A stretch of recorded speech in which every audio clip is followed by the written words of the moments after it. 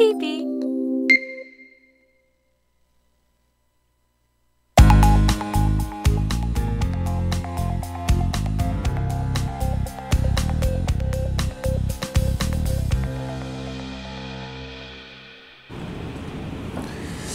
자, 염천교 3부 시작하도록 하겠습니다.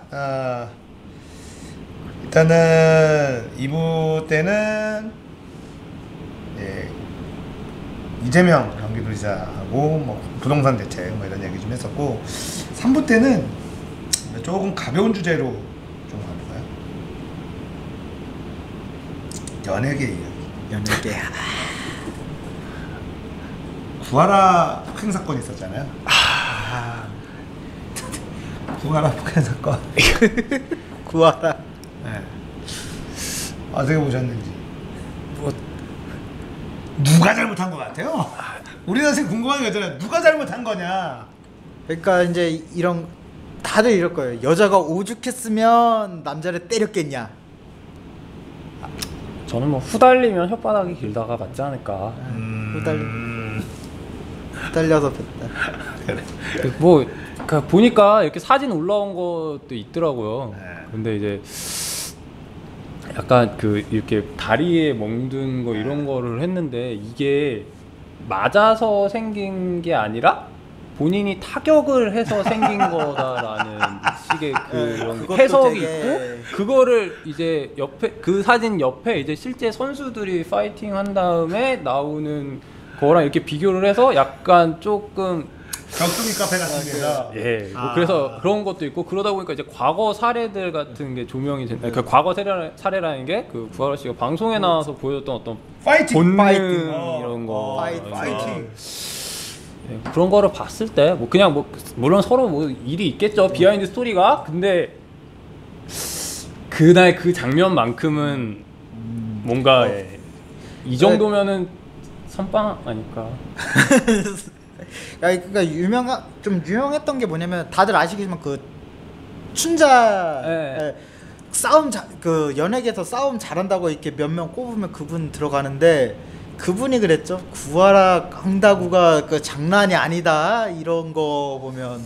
그러니까 뭐 보니까 일단 그 남자친구가 어디에 제보를 하면서 후회하지 않을 거다, 뭐 약간 뭐 이런 식으로. 그래서 뭐 전체적으로는 끼리끼리 잘 만났다라는, 진흙탕 싸움인데 끼리끼리 잘 만났다라는 어떤 느낌인데, 어쨌든 구하라는 어떤 그 연예인이 갖고 있는 그 이미지가 있잖아요. 이미지가 있죠. 되게 여리여리하고 후 불면 날아갈 것 같은데, 남자가 받은 상처를 보니까 장난이 아니던데. 야, 세더라고. 좀 사진이 좀 무섭게 나오기는 했어요. 그러니까 이게 딱 봤을 때 좀 그 고통이 전달되는 것 같은 그 느낌? 보면 눈썹 위하고 이렇게 상처가 이렇게 났더라고요. 그러니까 이거는 근데 그렇게 상처가 나려면 이게 거의 오른손으로 오른쪽 위에서 이렇게 하고 긁었다는 얘기인데. 구버린이라고. 그래서 아이언 클로로 그냥. 근데 뭐 남자분이 대충 공개된 신상으로는 뭐 키도 좀 크시고 연예인 닮은 외모고 뭐 이렇게 했다고 하는데, 그렇게 큰 키는 아니잖아요. 큰 키는 아니죠. 근데 뭐 어떤 자신인지 모르겠는데, 대충 싸울 때 앉아서 이러고 안 하고 그냥 서서 이러면서 막 이랬다고 가정을 하면, 그래서 날아갈 줄 알았더니 날아가서 한 거 아니까. 뭐 그냥 그렇게만 보고 있습니다. 아무튼 뭐 구하라가 이제 막 뜨면서, 그 폭행 사건이 막 뜨면서 이제 남북 정상회담의 이슈를 묻으려는 타이밍 비스가 나왔거든요. 그런 얘기도 있고. 근데 그렇게 하기에는 좀 약해. 너무 약해. 구하라가 지금 핫한 연예인이 아니거든요. 정상회담 묻으려면 그거 서태지, 이지아, 이혼 그 정도는 터져줬어야 묻을 수 있죠. 뭐. 그 정도는. 그러니까 연예인으로서는 터트리니까 지금 많이 터트린 것 같아요. 만약에 그런 세력이 진짜 있다면.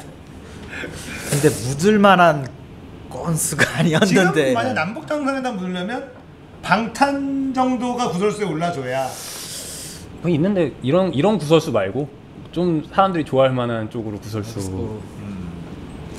아무튼 그 뭐 구하라 얘기가 있고, 저는 요즘에 제일 재밌게 보는, TV를 거의 안 보는데 그나마 좀 보는 게 골목식당. 공부서 보세요? 안 봐요. TV 볼 시간이 어디 있어요? 저한테는 그냥 좀 짤방 식당 같은 느낌? 인터넷에 올라오는 짤만 봐도 다 되는. 그러니까 지금 보면 뒷목 식당이라고 그런 얘기가 있잖아요. 최저임금 때문에 자영업자들이 너무 힘들고 어쩌고저쩌고 막 이러는데, 골목식당을 보면 망할 자영업자들은 망해야 된다는 게 망한 자영업자들은 망해야 된다. 뭘 정부가 뭘 지원해주고 이러면 안 된다. 망한 애들은 그냥 망하는 거다는 걸 깨닫게 해주는 근데 사회적인 프로그램이다. 이게 예능이 아니라. 그 가끔 음식 나오는 거 보고 막 조리하는 거 보면 진짜 그렇게 해서 진짜 자기가 노력을 해가지고 스스로 변하려고 하는 분들도 있어요. 진짜 그렇게 해서 딱 저 사람은 그래도 좀 뭔가 하려고 하는 저도 이제 보진 않고 이렇게 짤만 이렇게 1주, 2주가 지났는데 변할 생각을 안 해. 한 주가 그게 음식 솜씨라는 뭐 음식 게임도 그렇지만 음식 솜씨라는 게 진짜 갑자기 안 늘다가도 그렇게 노력하다 보면 갑자기 확 뛰는 경우가 있거든요. 이게 바뀌면 단순히 경험치만 많이 약간의 그 미묘한 차이가 진짜 그 흔한 말로 소금 조금 들어가고 안 들어가고 차이가 그 맛에 결정을 하는데, 그분들은 그런 게 망하려고 딱 하는 분들은 딱 보면 그런 게 없어요, 진짜로. 그래서 보면 예를 들면은 이번 편이 지금 거의 정말 거기가 이제 이번이 대전이죠? 아마 대전으로 알고, 대전의 청년구단 뭐 이런 데를 시에서 좀 청년들한테 지원해주는 그런 건가 봐요. 그러니까 어쨌든 세금이 들어가는 거예요. 어쩜 저런 태도로 일을 할 수 있지가 시청자들의 대부분의 반응이고, 우리가 골목식당을 왜 사회적인 프로라고 제가 얘기하냐면, 골목식당을 보면 다 우리의 모습들이 그 사장님들한테 있어요. 실제로 누군가가 다 얘기를 해주죠. 좋은 경험이 있는 우리 뭐 부모님이라든지 누군가 얘기를 하면 꼰대들 이러면서 안 듣습니다. 안 들어요. 너도 안 들어. 그러면서 골목식당의 사장을 겁나 욕해요. 암 걸리겠네 뭐.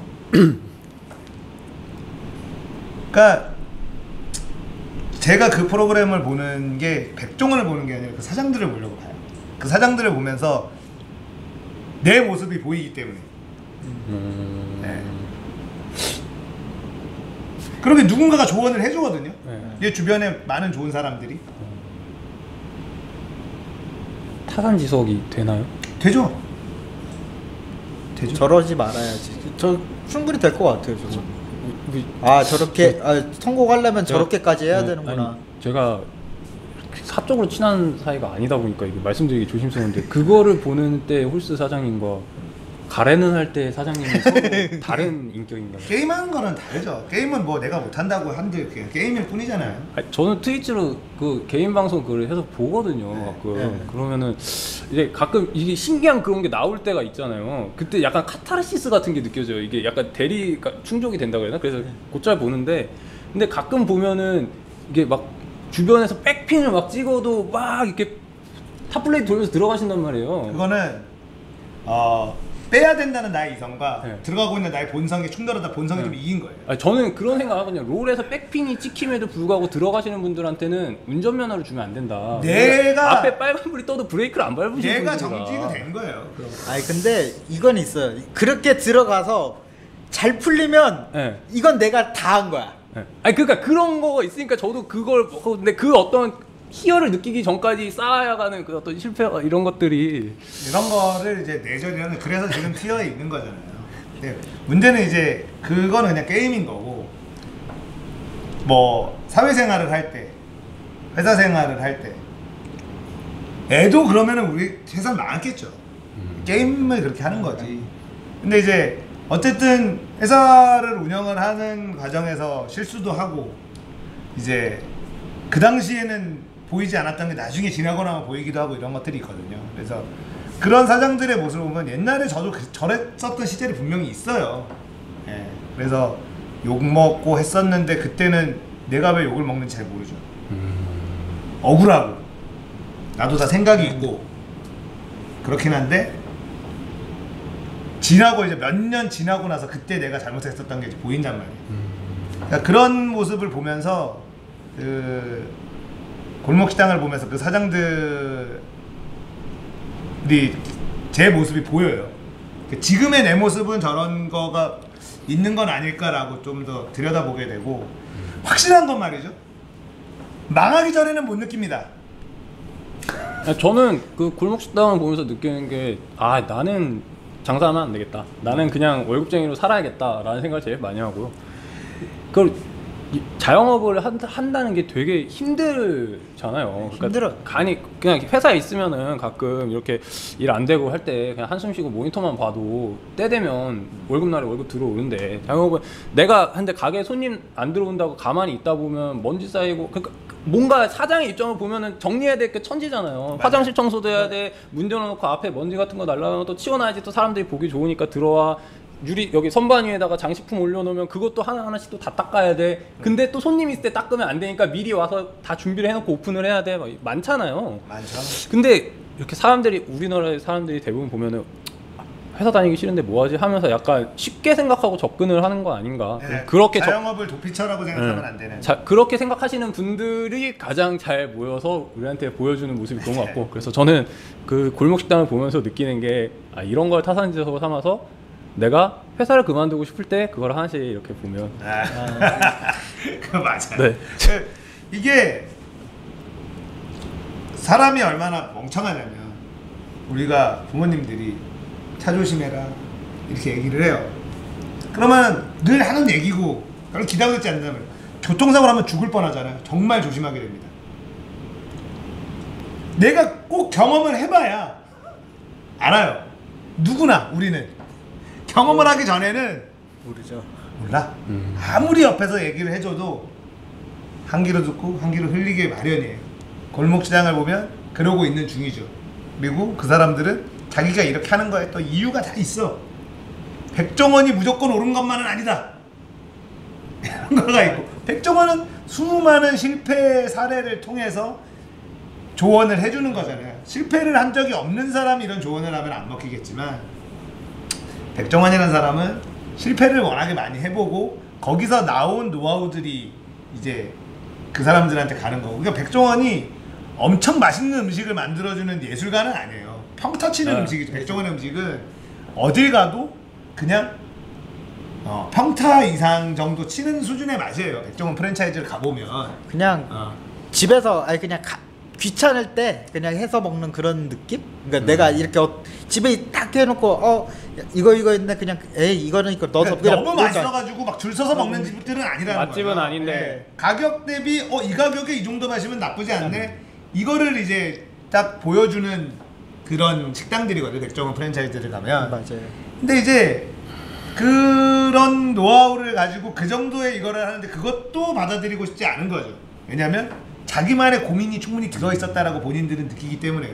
특히나 막걸리집 이번에 하는 거 보면 막걸리를 아무도 본인의 막걸리를 맛있다고 하지 않는데 본인은 맛있다고 느끼. 본인은 그거를 이제 주장을 하고 이런 걸 보면 사람들은 막 죽겠다는 거예요. 왜 여기에 이 에너지를 써 좀 열심히 하고 뭔가 살려고 아둥바둥 되는 사람들을 도와주지 저런 애들은 망하게 냅둬야 된다 라는 댓글들이 쫙 달려요.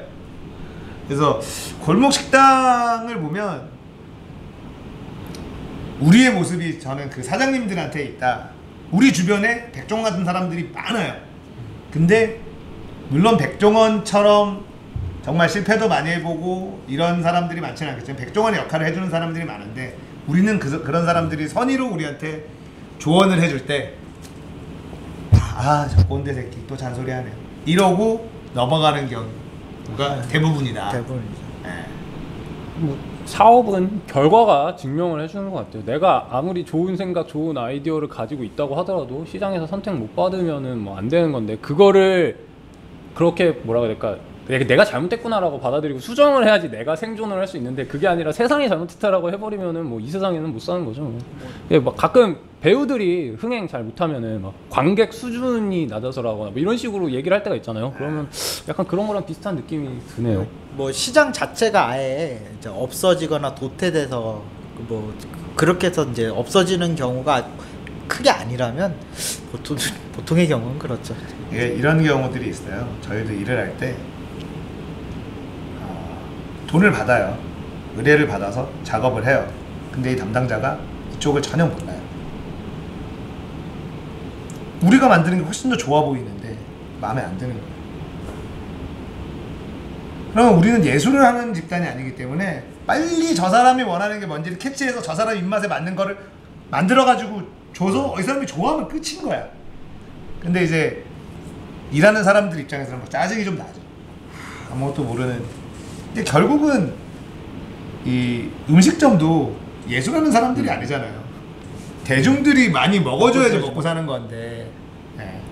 그러니까는 그런 부분들에 있어서 자기 고집을 피우는 사람들, 그러니까 뭔가 장인의 반열에 올라가지도 않았는데 자기 고집을 막 피우는 사람들이 있어요. 골목식당에서 이제 많이 우리를 시청자들을 부들부들하게 만드는 사람들인데, 여러분들도 골목식당 보면서 뒷목만 잡지 말고 그 사장들의 모습에서 내 모습을 한번 찾아보시면 분명히 있습니다. 분명히 있어요. 분명히 없을 수 없어요. 없을 수 없죠. 그렇죠. 진짜. 백종원도 그 사람들한테 막 쌍욕 안 해요. 왜냐면 자기도 이해하는 영역이 있기 때문에 그런 부분이 있을 거예요. 자기도 그 비슷한 경험을 해왔기 때문에. 네, 있을 겁니다. 네. 그래서 저는 뭐 골목식당 재밌게 보고 있어서, 네, 골목식당 얘기 너무 오늘 좀 무거운 얘기들 좀 많이 해서 양국 얘기도 하고, 그리고 뭐 또 있는 게 이명박 전 대통령 댓글 공작 지시 육성 파일권 뭐 이런 거. 네. 근데 뭐 나왔다고 하는데 새롭지가 않아서. 그러니까 이제 늘 추측하던 거를 사실로 증거로 이제 찾았다, 이런 의미가 있는 거고. 저럴 것 같았는데 있었구나. 네. 다 이제 그러니까 그런 분위기라. 그런 느낌이 드는 거죠. 아, 이제 밑에 사람들도 이렇게 있는 대로 하다가는 안 되겠다라는 생각에 눌렀구나라는, 버튼을 눌렀구나라는 생각이 들었고, 그래서 저는 좀 이 뭐 계속 뭐 재판도 거부하고 하시는데 좀 지금까지 시원하게 말아두신 것처럼 형도 좀 시원하게 좀 받아주셨으면 좋겠다라는 생각이 들어서. 그러니까 나는 이명박이 워낙에 꼼꼼해서 이런 증거는 안 나올 줄 알았어요. 그래서 실제로 이명박을 감옥에 넣는 거는 쉽지 않을 것이다. 근데 무조건 갈 것 같아. 갈 것 같아요. 오래오래 사실 것 같습니다. 감옥에서. 네. 네. 네. 오래오래 사실 것 같고, 이게 결국은 그런 거잖아요. 댓글로 여론이 움직이는 것 때문에 우리도 열심히 해야 된다. 네, 그러니까 이제 그게 사실 그걸로 넘어가는 거거든요. 그 12년도 대선 때 그 국정원 사건까지로 연결이 되는 거라서 이게 좀 제대로 짚어봐야 되긴 하는데, 좀 뭐 경제나 이런 것 쪽에서 자꾸 클러치가 걸리니까 이게 적폐청산까지 걸리는 느낌이 좀 있어가지고 좀 아쉽기는 한데, 또 그리고 뭐 장관 인선이나 이런 부분에서 지금 계속 뭐 하나 발목 잡히는 상황이라서. 하면 지금 판사도 터지고 네. 이렇게 하니까 막. 맞다. 사법거래. 사법거래. 네. 아니 사법거래는 있어요. 네, 아니, 그러니까 사법거래는 있는데. 늘 있는데 그거는 보통 검사 쪽에서 많이 있었지 판사에서 이기는 게 아니란 말이에요. 그 가장 그래도 사법에서 그 한국인들이 믿었던 데가 어디냐면 사법권에서. 그래도 판사는 안 그러겠지 그랬는데 판사들이 그래 보니까 이제 다 뒤집어진 거예요. 지금 다 머리가 그때 아마 다들 머리가 띵했을 거야 순간적으로. 검찰이 썩은 거는 알고 있었으나 설마 판사가 썩진 않았다. 그래서 우리나라의 마지막 보루다라고 생각했던 국민들이 많았는데, 여긴 더 심하면 심했지 아주 그냥. 근데 그것도 양승태 대법관이 있을 때 얘기인데. 얘기죠. 지금 그것조차도 지금조차도 계속 뭔가 거부가 되고 그러니까 아직도 그러는 거 아니야. 이제 의심을 계속 시작하는 거죠. 네. 의심을 안 했으면. 이게 원래 그 저기 있었대요. 그 시민 이게 국민들이 그나마 신뢰하던 데가 어디냐면 그 이렇게 하면 다 다 떨어지고 판사와 그다음에 시민단체들이 가장 높았대요. 근데 이게 갑자기 뚝 떨어진 거야. 아, 좀 충격이죠. 충격이죠. 사법 거래나 뭐 이런 부분들은 충격이고 판사들도 결국은 적폐 세력이었구나. 사법부도 적폐 세력이었구나라는 거에 대해 국민들의 실망이 큰 건데. 그래서 저는 문재인 대통령한테 처음에는 당선됐을 때 적폐청산만 하면 어느 정도 가시화가 되면은 이제 성공한 정부라고 인정하겠다. 뭐 제 마음 평가를 하고 있었는데 지금 들어가는 거 보니까 적폐청산을 못해도 하려고 하는 걸로 좀 봐줘야 되지 않을까? 적폐청산 쉽지 않죠. 네, 이게 너무 뿌리가 깊어서. 그래서 한번 이렇게 해서 곡괭이질을 했더니 자꾸 나오고 이래가지고 그 감자 캐듯이 네. 감자 캐면 줄줄이 상타고는 이게 네, 나오는데 네. 이렇게 될 거라 생각 못했죠. 그래서 뭐 지금 자유한국당에서는 임기 내 적폐청산만 하다 끝낼 거냐, 그것만 하다가 끝내도 네. 우리는 나쁘지 않다요. 너무 처리할 게 많잖아요. 너무 처리할 게 많으니까 그게 적폐청산을 너무나 썩어 있는 이 상황인데, 생각해 보면 딱 9년 만에 이렇게 심하게 썩을 수 있나 싶은 거죠. 그러니까 좀 그런 생각도 들어요. 과거에서부터 그렇게 했었는데 네. 윤대중 노무현 대통령 시기에는 워낙 뭐 다른 문제도 있었고 여기까지 못 건드렸었는데 한 번 거기서 징조가 보였기 때문에 이명박 박근혜 시기를 거치면서 이 밑에 있던 애들이 점점 더 숨어들어서 했던 건 아닐까. 그러니까 저는 어떻게 생각하냐면 그런 얘기를 해요. 공무원들은 지금도 그대로예요. 정권이 위에가 바뀐 거죠. 네. 대통령이 바뀌고. 근데 대통령이 바뀌면 공무원들은 알아서 움직인다는 거죠. 해먹을 수 있는 위치에 있지만 해먹지 않아요. 강하게 잡는다 하고 특히 막 잡아내고 막 자르고, 공무원들은 잘리는 게 제일 무섭거든요. 그쵸. 근데 대통령이 바뀌었는데 너도 나도 다 해먹고 있으면 나도 해먹어야지. 공무원들은 달라지지 않고 위에만 달라져도 상황이 완전히 달라지는 이런 일들이 벌어지거든요. 그래서 9년 만에 저는 이런 일이 벌어졌다고, 같은 사람들일 거란 말이에요. 그전에는 할 수는 있으나 안 한 거죠.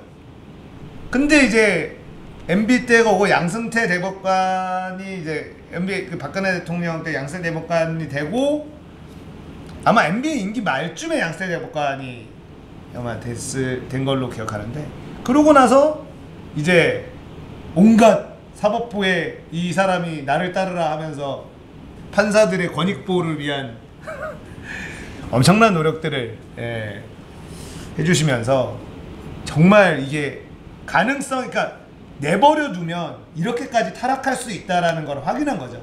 자, 이걸 어떻게 견제할 것이냐가 또 다른 화두가 된 거죠. 그러니까 정리하고 잘못한 사람들을 잡아 넣는 것도 문제인데 처벌하는 것도 문제죠.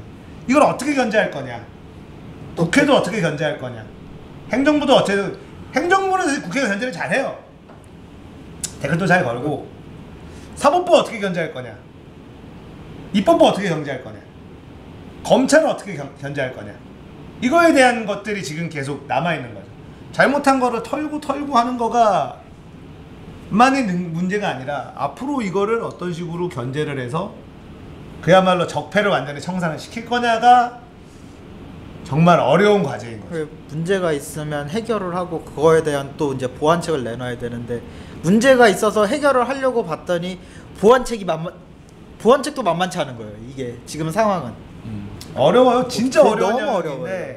그러니까 이 그 검사, 판사, 국회의원, 얘네들의 공통점이, 제가 저번에 썰전에 이제 김성태 원내대표가 나와서 한 말들을 보고, 아, 저 사람들이 중요한 게 이거구나. 그러니까 이번에 양승태 대법관에 있었던 이 사법부에서도 상고법원을 만들기 위한 로비였단 말이에요. 상고법원을 왜 만들어야 되냐? 대법관이 가오가 더 생긴다. 대법원이 이거예요. 그러니까 뭐 이해가 안 될 정도의 그건 아니긴 해요. 워낙에 많이 갖고 이제 우리나라에서 안 되면 법대로 해 끝에 대법원 있다니까 1심, 2심 안 되면 가고 아니, 그러니까 한데. 이걸 대법관을 늘리자는데 그건 안 된다는 거예요. 그래서 상고법원 대법관을 더 가오를 올리자. 헌법재판관하고 헌법재판소에서 눌려 있는 대법원의 위치를 위로 각상시키고 싶어. 이게 이제 어떤 사법거래의 주 명분이었죠. 그렇죠. 시작이었죠. 이번에 남북 정상회담을 갈 때 각 야당 대표와 원내대표들이 특별수행원을 같이 가자 이렇게 얘기했는데 뭐가 삔또가 다 특별수행원.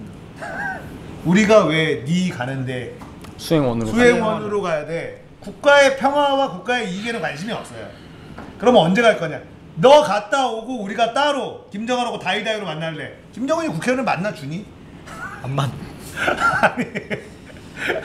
예, 그 사실 김성태 의원이 나와서 얘기했던 거는 좀 웃겨요. 그때 예. 판문점에서 왔을 때는 평양냉면 하나 안 싸왔냐 요러 막 홀대론을 주장을 하다가 같이 가자고 하니까 내가 너랑 왜 가? 이러면 밖에서 그랬으면 정신 나갔을 게 이건데. 그러니까 진짜 이 얘네들이 원하는 건 국가의 이익 뭐 이런 거가 아니라 나의 가오. 나의 가오를 왜 안 챙겨줘? 사법거래도 우리 가오를 우리가 챙겨야 되겠다. 우리가 왜 저런 개돼지들하고 똑같이 동급 취급을 받느냐? 이게 얘네들의 수준이에요. 그냥 얘네들의 수준입니다. 약간 뭐 김성태 의원 같은 경우에는 그 최순실 국정농단 사태 때 그 청문회 잠깐 반짝했어. 의장 했던 때가 리즈 시절이지. 거고 거기 좋은 기억만 남겨놓고 뭐 가오 챙기다가 지금 솔직히 말해서 뭐 정상회담 좀 이 정도 수준 나와다 그러니까 그냥 닥쳤던 게 개쳐다 보던. 그래서 지금 그거 NLL 갖고 또 늘어지잖아요. 물어지는데 또 어떻게 될지 모르죠. 네, NL 가지고 뭐 난리 치는데 지금 이제 보면 김성태 원내대표가 홍준표 당대표 안 나올 거다. 당권에 관심 없을 거다. 본인의 희망사항을 막 얘기해요. 얘기합니다. 김진태가 태극기 부대에 모여라. 내가 당대표가 돼야 된다. 당대표 하나 못 만들면서 어떻게 박근혜 대통령을 구명할 수 있겠느냐. 이러고 있어요. 김성태 원내대표는 홍준표도 안 할 거고 누구도 안 할 거고 뭐 이렇게 그 방송에 나와서 희망에 찬 이야기를 하지만 자유한국당은 절대 그렇게 돌아가지 않는다. 홍준표는 나옵니다. 나와요. 한번 했다가 실패했는데 또 나와야지. 저 개인적으로는 자유한국당에 좀 더 강경한 노선에 당대표가 나와 주시는 게 아무래도 거기서 결집을 해주시고 해서 좀 더 도움이 되지 않을까. 그러니까 김성태 의원 같은 경우에는 딱 보고 있으면은 아이 뭔 소리야 이렇게 되는데 이제 뭐 라든가 하시는 분들은 이게 되다 보니까 저는 약간 그런 맛을 좀 더 선호합니다. 그렇게 좀 계셔 주셔야 그래야 또 국민들이 싹 결집을 하기 약간 때문에. 지금 뭐 문재인 대통령 보면서 아이 또 믿고 뽑아놔줬더니 잘 못하네 하다가 딱 저기를 보면 다시 보게 되는 그런 이제 거라서 저는 그게 이제 자유한국당의 존재의 의의가 있지 않나. 자유한국당이 선명야당 노선을 네. 좋아요. 그러니까 캐릭터가 강하게 자리를 잡아야지 이제 또 되죠. 아니 근데 문제는 선명야당은 좋은데 국민들의 여론을 살펴야죠.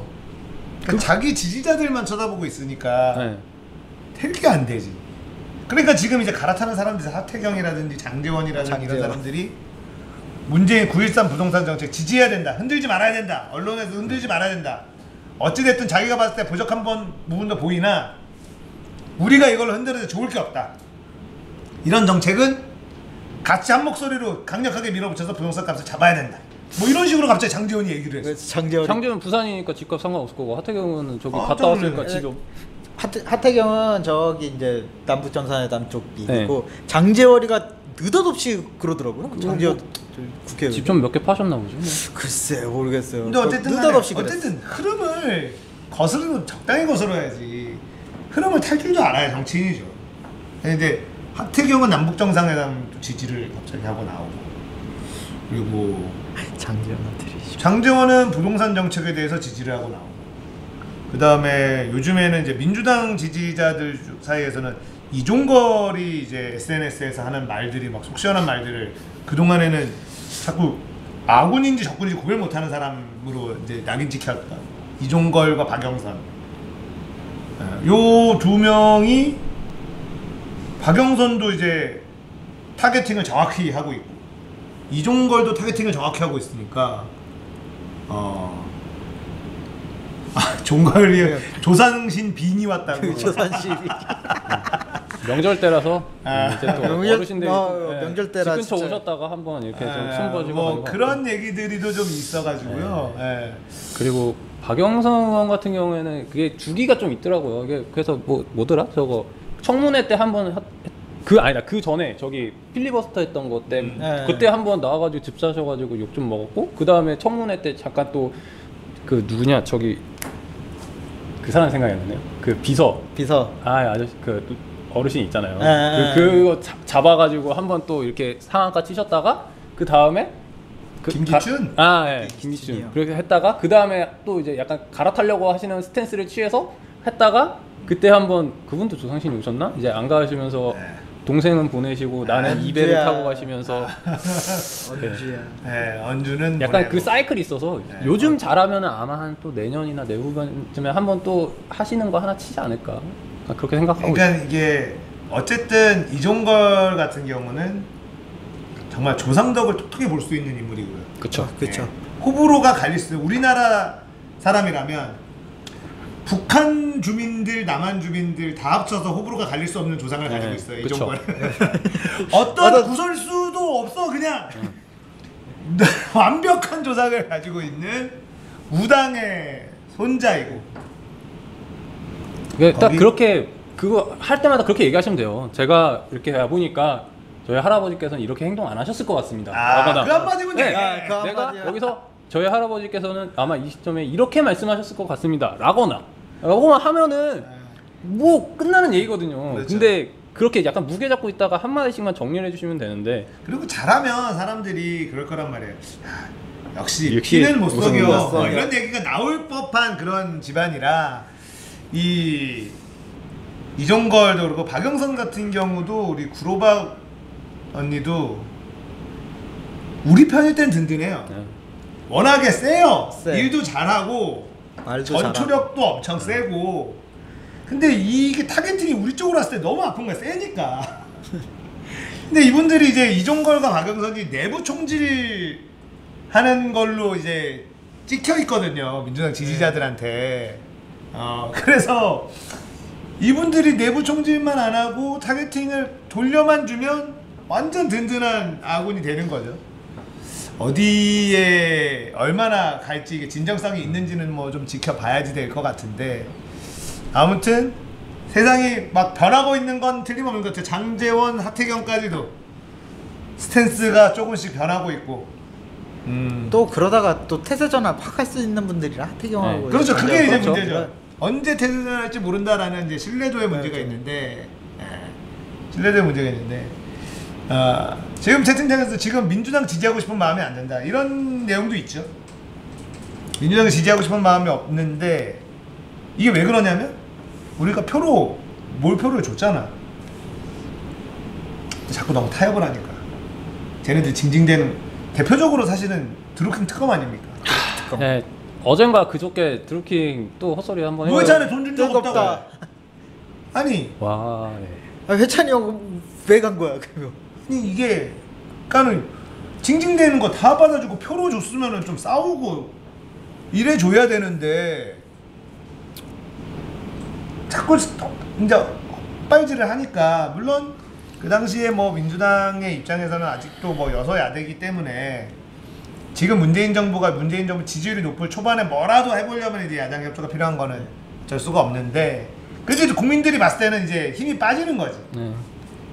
네, 저는 뭐 계속 말씀드리는 거지만 한 번에 되는 문제가 아니기 때문에 인내심을 가지고 맞아요. 지켜봐야 된다. 이게 이제 지난번 선거가 지선이 아니라 총선이었으면 얘기가 네, 많이 달랐을 완전히 텐데. 틀렸을 거예요. 그렇죠. 근데 이게 지선이라 그러니까 일단 힘은 실어줘가지고 믿고 갈 수는 있겠다 해서 이제 퍼포먼스를 보이긴 하는데 처음에는 별거 없다가 최근에 갑자기 그냥 퍼포먼스가 세졌어요 다들. 그러니까 이해찬 바뀌면서 이해찬 당대표로 바뀌면서 이해찬 대표의 그 멘트 하나 급이 맞아야 맞아. 토론을 하지. 와, 이 말은 당대표가 할 수 없는 워딩이거든요.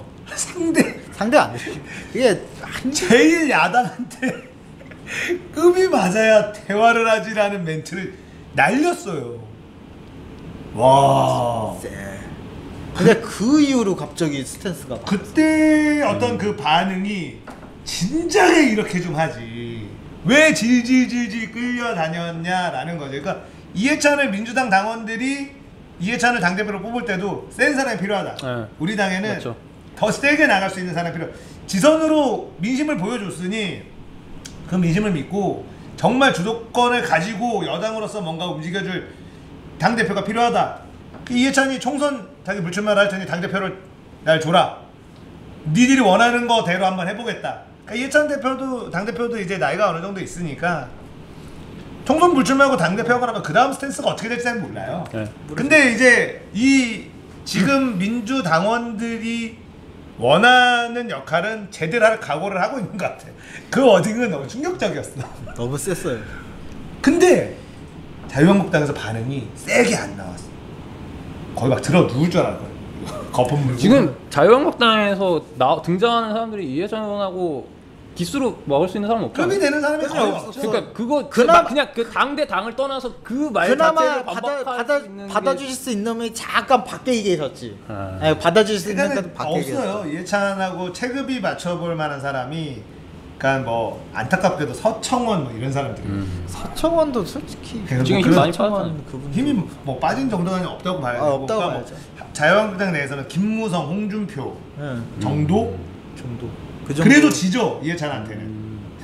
네. 약간 그것도 있는 것 같아요. 그냥 본인의 급이 워낙 오래됐다 보니까 아니 그 짬으로 유명했잖아요. 밀어오는 그거를 그렇지. 그 국회의원 그 국무총리 시절에 저것도 국회의원한테 어디를 그러니까 이번에 그런 워딩을 했는데 자유한국당이 들어눕고 막 그러니까 국정 파트너에게 할 소리냐 이 정도까지는 했어요. 근데 약간 좀 자유한국당에 또 실망인 게 이게 강자한테 약하고 기가 많이 약자한테 죽었다. 강한 네. 전형적인 모습을 이해찬한테 찍소리를 못한다고? 저런 얘기를 듣고 쟤네들이 야 실망이다. 자유한국당은 자유한국당을 지지하시는 분들이 지금 자유한국당 부들부들하고 있죠. 근데 찍소리 못하고 있는 것도 사실이니까 들고 나와야지. 저 당대표 빨리 끌어내려라. 저런 애들 우리 대화 못한다. 뭐 하고 나와. 당 근데 전체가 들고 나와야 되는데 못 들고 나. 아무도 뭐 못 들고 나오니까. 김무성도 총선 불출마 선언했죠. 다음 총선. 김무성도 안 나간다고 해서 당대표 나올 텐데 정말 그 자유한국당의 당대표가 매력이 있나 봐요. 어쨌든 대표니까. 대표고 대표는- 나와서 네. 일단 되면 부산 PK 뭐 TK 이쪽 다 확보되는 거고 뭐 그러니까 지금 뭐 야당 기준으로 해서 1등 만약에 안 된다고 해도 아무리 떨어져봤자 2등밖에 더 되겠어요? 어쨌든 1등 야당 중에 1등 아니면 2등인데 그럼 크니까. 당대표가 그렇게까지 되려고 하는 게 공천권이거든요 결국은. 그렇죠. 네, 공천권. 공천권이 인사권이 당 대표의 가장 큰 권한인데 그게 굉장히 돈이 되나? 사람이 몰리고 욕심이 몰리는 곳에 돈이 돈도 없겠습니까? 돈인데 돈보다는 권력인 것 같아요. 그 가지고 주무를 수 있는 권력. 오히려 그것 때문에 그러니까 그 돈은 그분들이 돈이 없겠어요, 솔직히? 돈이 없진 않을 거란 말이에요. 근데 돈이 돈에 많아도 있는 돈 욕심 욕심은- 많어. 네. MB 봐. 그 아니, 어떤 근데- 그 태생적으로 돈을 보면 좋아하시는 분들이 있기 때문에 아 근데 MB 왜 걸렸는 줄 알아? 너무 좋아했어. 그 다스 그 소송비 뭐 나온 대납 거 사건, 네. 좀 더 그거 받아오라고 그것만 아는 거지. 그것만 포기했어도 안 걸렸어요. 푼돈이죠 사실. 그 가지고 입장에서는 있으면. 푼돈인데 그거 받으려다가 푼돈인데, 꼬리를 네. 밟혀가지고 내가 하필 지나가다가 동전을 떨어뜨렸는데 500원짜리 동전이 살짝 아까운 거예요. 그래서 잡을까 하고 허리를 딱 숙여서 손을 댄 거예요. 그랬더니 이제 그걸 딱 찍힌 거죠. 아니, 손을 대는 순간 여기 있는 물 쏟아진 거야. 그 다스 있잖아요. 그거 어떻게 해먹은 줄 아세요? 다스 해먹은 거. 그거를 이렇게 하는 거예요. 지금 갑자기 생각났는데 다스 납품을 해요. 이제 다스에서 납품을 해. 자, 일단 저거 처음에 50원에 납품을 했다 쳐요, 물건을.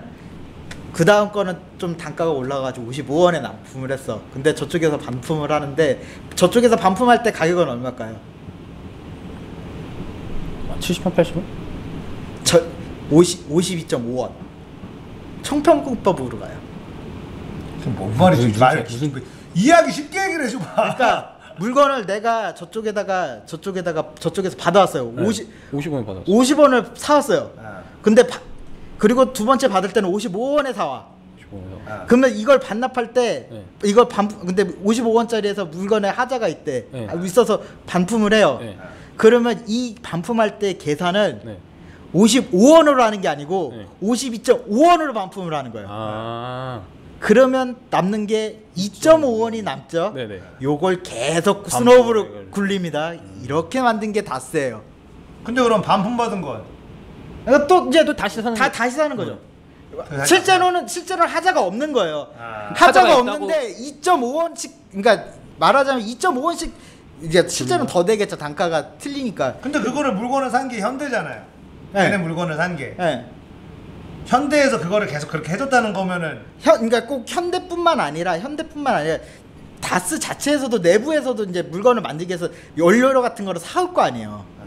그 원료 그런 걸 가지고 하는 거예요. 돌리는 거예요. 내부에서 내부에서 협력 업체들이랑 창조 경제를 하는 거예요. 그러니까 물건은 실제로 안 옮겨도 장부상으로 반품했습니다. 다시 샀어요. 반품 예. 이게 계속하면서 그거 돌리는 거예요. 그걸 안 걸릴 수준으로만 계속 돌렸던 거죠, 처음에. 왜냐면 그 돈놀이라는 게 회계감사가 좀 심하게 돌아가면 소수점 주째짜리까지도 봐야 돼요. 근데 그거를 찾기가 생각보다 어렵다 그러더라고요. 그런 거를 워낙에 잘하는 사람이라. 다스는 뭐 어쨌든 언제서 판결 나죠? MB? 하고 있는데 아직 공식 선고는 안 난 걸로 알고 있는데 공식 기일은. 일정이 막 확 잡힌 거 아니고 네. 지금 계속 그냥 공판만 하는데 거기 제가 증언 거부하는 뉴스만 봤는데 MB가 나라를 다음 위해서 주에 기도하겠다라고.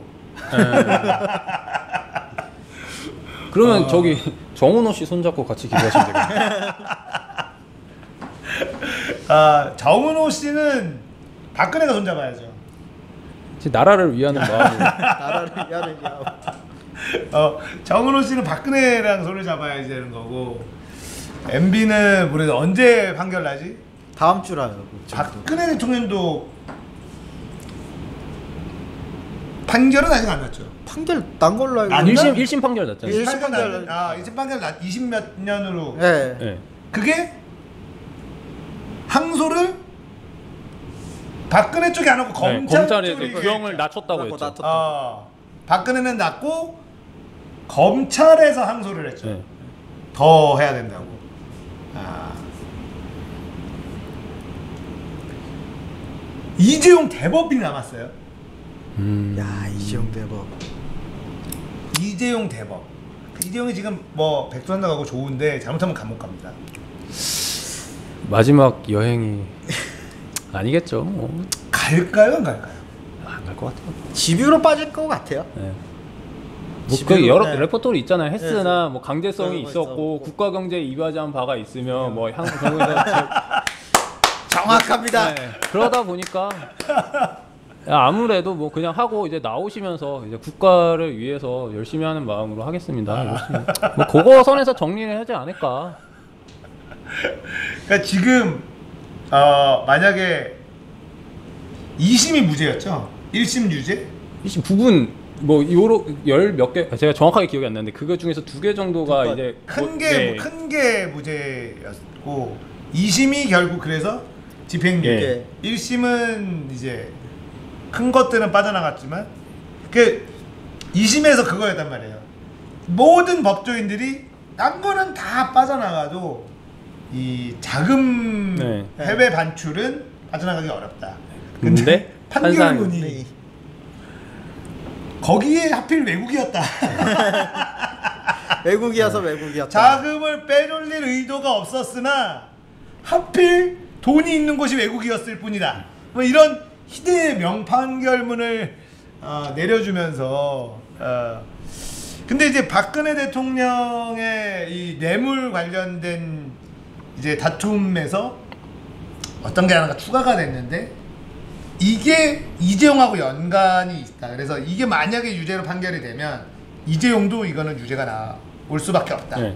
이런 좀 얘기가 있어서 네. 근데 뭐 지금 보면은 잘라주려고 계속 박근혜 쪽도 그렇고 이재용 쪽도 그렇고 계속 그 안 해주려고 하는 그 흐름들이 있잖아요. 그래서 뭐 모르겠습니다. 뭐 정의상으로는 가셔야 될 것 같은데. 국민들의 대부분은 이재용은 감옥에 가지 않는다. 네. 한 표 던지고 이겼죠. 네. 그리고 잘 저도 안 갈 것 같아요. 네. 그래서 저는 개인적으로 궁금한 거 하나 있어요. 이제 가시게 되는 날 주가가 어떻게 될까? 오너 리스크가 해소가 되면서 이때까지는 좋았거든요. 네. 왜 보시면 들어가 계신 날에 좀 빨간불이어서 가지고 이번에도 그럴까 좀 궁금하긴 한데 뭐 제가 검증할 수는 없어서. 여러분들은 어때요? 그러니까 이게 사실 애매하거든요. 그래도 이재용이 있으면 지금 타이밍에 정권의 눈치를 보고 지가 잘못한 게 있으니 돈 좀 시원하게 좀 써라. 이게 지금 이거를 이재용을 이 감옥 가는 카드를 들고 정권이 이용하는 게 맞느냐? 네, 맞아요. 그런 건 들죠. 그러니까 정의라는 관점에서 아니면은 그냥 원리 원칙대로 감옥에 들어가는 게 맞느냐? 어떤 편이세요? 하진님. 어렵다. 개인적으로는 가도 삼성은 안 망할 거라고 생각을 합니다. 그래서 그 구치소에서 몇 분 계셨는데 좀 저기 교도소에서도 하시면 인생의 좋은 경험을 하시면서 좀 더 나중에 나왔을 때 경영을 잘 하시지 않을까. 뭐 감옥에서 이제 레벨업 하시는 분들 간혹 나오잖아요. 그런 인생의 좋은 경험으로 생각해 보시면 좋지 않을까. 뭐 북한도 가셨는데 뭐 깜방도 못 가실 이유가 있겠어요. 근데 간다면 한 6개월 있다가 네. 한 6개월 아니, 그러니까 있다가 이제 뭐 모범수로 모범수도 되고, 출소 네. 이렇게 되실 것 같아요. 만약 이제 파기 저거 해서 저거 한 제가 생각하는 거는 그 굳이 우리가 이제 일단 그런 카드를 안 쓰더라도 집유가 떨어질 가능성이 생각보다 전 높다 생각하고 네. 만약 간다 하더라도 한 6개월? 네. 한 6개월 정도 있다가 이제 모범수로 나오실 것 같아요. 그러니까 이제 뭐 구치소에서 봤던 인간 군상보다 더 밑에 계신 분들을 보실 텐데 아 우리나라 사회에 이런 사람들도 있구나라는 걸 보시면서 나오신 다음에 좀 그분들 한방 갔다 위해서 오면 죽어 딱 깨나도 감옥 가실 거거든요. 그러니까 딱 그래서 그렇게 나오신 다음에 또 이분들을 위해서 좀 더 사회에 기여할 수 있는 그런 방법들도 좀 생각해 주시면서 아, 갔다 왔더니 참 잘 갔다 왔다. 군대도 뭐 그런 마음으로 가잖아요. 갔다 와야 인간 된다. 뭐 저는 그런 생각으로 가셨으면 어떨까? 저는 언제나 극한의 이득충이거든요. 이재용이 감옥 가는 게 이재용이 감옥 가야 될 죄를 지었으면 감옥에 가는 게 맞지만 퉁칠 수 있는 국민적인 합의를 봐야 된다고 봐요. 퉁칠 수 있는. 그래서 그 합의가 이루어진다면 돈으로 퉁쳐도 좋다. 자본주의 사회니까. 자본주의 사회니까. 돈을 얼마만 퉁칠 수 있을 것 같아요. 이재용 감옥 안 가는 대신에 내야 될 돈 금액 어느 정도? 아 어렵다. 어렵다. 이건 진짜 어렵다. 작년에 삼성전자 영업이익이 50조였단 말이에요. 인구수로 나눠보죠 그냥 5천만 원. 저는 한 100조를 국고로 분할 상환해. 20조씩 5년 동안 감옥에 안 보내줄게. 100조면은 퉁쳐줄 수 있을 것 같습니다. 100조가 국고로 들어갔어요. 네. 그거는 어떻게 써요? 그럼 정부가 알아서 정부가 쓰는 쓰는 거 거죠. 쓰는 네. 거고. 세수로 쓰는 거죠. 괜찮잖아요. 100조면은 저는 이재용 100조 정도 있는 사람은 감옥에 안 가도 된다. 저는 이렇게 생각하는 사람이에요. 100조 정도. 극한의 이득. 극한의 이득. 극한의 이득인데 현실에 없는 이득. 너무 극한으로 가셔가지고 그냥 가. 그럼 가야지. 50조? 좀 짜잖아. 50조면 좀 짜지 않나요? 삼성 이재용 정도면? 하긴 한 해 영업이익이니까. 어쨌든 좀 타협의 여지가 좀 있지 않을까. 그래서 어마어마한 돈을 천창로 낸다면 감옥에 보내는 걸 고민해 볼 수도 있다. 사실상 보석대도로 만드는 거예요. 재벌들이 어차피 다 빠져나가는데 돈 내고 빠져나가는 거죠. 엄청 내고. 우리나라에 보석 석방 제도가 없나요? 없죠. 없죠. 주는 거죠. 근데 엄청난 돈을, 그러니까 어차피 그런 것도 없는데 얘네들이 이리저리 다 빠져나가서 다 집행유예하고 하잖아요. 그러지 말고 떳떳하게 돈 내고 잘못했습니다 하고 시원하게 돈을 그냥 크게 내는 거죠. 그냥 뭐 몇백억 수준이 아니라 진짜 조 단위의 돈을 내게 하는 거죠. 어차피 뭐 몇억 쓰고 빠져나갈 텐데. 예. 그럼 그거 하느니 몇 조를 받고 그냥 안 살게 해주는 거지. 물론 제 생각입니다. 미국이 그런 게 잘 돼 있으니까 기업가들 보석금 얼마 딱 때려놓고 실제로 보석금 내고 나가는 분들 꽤 많거든요. 근데 감옥에 실제로 가보면 죽을 것 같아요. 일반 사람들 감옥에 너무 괴로운데 이런 진짜 재벌들은요 미친대요. 정신병원인데요. 아니 근데 뭐 감옥은 아니긴 한데 구치소로 약간 그 체험판 플레이 하셨으니까. 근데 그때 잘 하셨다고 하니까. 자, 오늘 염청교는 여기까지입니다. 이런저런 이야기 좀 해봤고요. 오늘 화신님, 가희연님과 함께 봤는데 소감 한마디 하고 마무리하죠. 여진님부터 하실까요? 뭐 어떻게 하다 보니까 상위 스플릿 8명의 구성이 돼서 올해 연말까지 할 수 있지 않을까 기대를 하고 있습니다. 근데 경쟁하신 분들이 워낙 능력이 뛰어나신 분들이 많아가지고 모르겠는데. 네, 아무튼 그렇고요. 저 전쟁광 아닙니다. 아까 인정 그거는. 근데 되게 좋은 시선이었던 것 같아요. CCB도 그렇고 이제 남북 정상회담에서의 북한하고의 관계 설정에 대해서 돌아봐야 된다라는 거라든지 이런 부분은 충분히 생각해보고 대화할 만한 스탠스였던 것 같아요.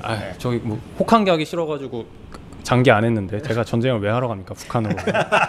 그리고 저는 그 생각하고 요 평화 분위기가 되니까 우리가 이제 그동안 희생당하신 분들에 대해서 잊고 있었던 것 같아서, 그리고 지금은 워낙 화해 분위기다 보니까 이분들에 대해서 얘기를 하는 게 어떻게 보면 판 깨는 그런 게 될 수 있어서 언급을 못했는데, 전 그래서 이번에 문재인 대통령께서 돌아오시면서 과거에 이런 일이 있었고 이런 분들의 희생 때문에 우리가 이런 평화로까지 나올 수 있었다라는 식의 언급을 해주셨으면 좋지 않았을까라는 이야기를 드리고 싶었습니다. 그러니까 이런 얘기를 사실은 자유한국당이 다 대체적으로 지지하나 이런 거를 놓치지 말아야 된다 이런 스탠스를 가져야 되는데 이 비용신들은 NNL을 꺼집어내고 앉아 있으니까. 얘네들은 어쨌든 간에 그냥 반대 아닌 반대를 하는 애들이라 지금은. 네, 그렇습니다. 그래서 안정적인 우리 맛으로 튜토리얼을 펼쳤는데 오늘은 불같은 화끈한 맛으로 다른 베리에이션을 보여드렸습니다. 네, 아시님이었고요. 카이아님. 저도 뭐 올겨울에 저는 안 될 거라고 생각을 했거든요. 워낙 앞에 하신 뒤에 제가 맨 먼저 하고 뒤에 계신 분들이 워낙 잘하셔가지고 그냥 안 되겠구나 하고 했는데 얼결에 됐어요. 저도 그러니까 여러분들께서도 이제 잘 봐주시고 뭐 못한 얘기가 하나 있긴 한데 요거는 뭐 나중 여러분들께서도 많이 아시는 얘기라 뭐 찾아보시고 뭐 러시아 얘기해. 남북 정상회담으로 인해서 러시아가 볼 수 있는 이득에 대해서 얘기하고 싶은 게 있는데 시간 관계상이다. 요거는 얘기를 나중에 찾아보세요. 이거 딱짤 하나로 모든 게 확인이 되는데 그렇죠. 가스뿐만 철도 얘기하려고 저거 했었는데 계속 열심히 준비를 해야죠. 지금 아직도 말 더듬고 막 까는 게 있어가지고 제가 말이 잘 안 돼요. 이게 혼자 있을 땐 잘 되는데 나오면 좀 그렇습니다. 자, 오늘 염청교는 여기까지고요. 저희는 다음 주는 존버만 김용균 카스맨 김홍선님입니다. 다음 주는 존버만 카스맨 두 명의 게스트들과 함께 합니다. 다음 주도 많이 시청해 주세요. 저는 다음 주에 다시 돌아오겠습니다. 시청해 주셔서 감사합니다. 안녕히 계세요. 감사합니다.